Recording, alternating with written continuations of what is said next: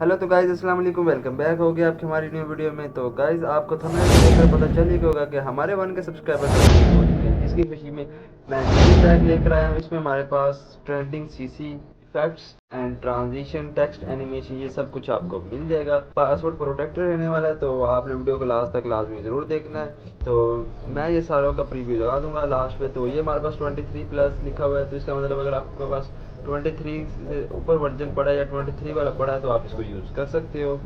तो बाकी हमारे पास ये सारे नॉर्मल 2020 में यूज़ हो जाएंगे। मैं खुद इनको 2020 में यूज़ करता हूँ। अगर हमारे पास देखें सीसी तो 25 सीसी हैं।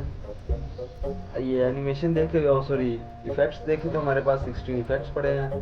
टेक्स्ट एनिमेशन पर आए तो यहाँ पर हमारे पास प्रोजेक्ट आपको फाइल मिल जाएगी, ठीक है। एंड थोड़ा सा नीचे मूव करें तो हमारे पास ये 25 हमारे पास जो एनिमेशन है टेक्स्ट की वो पड़ी है।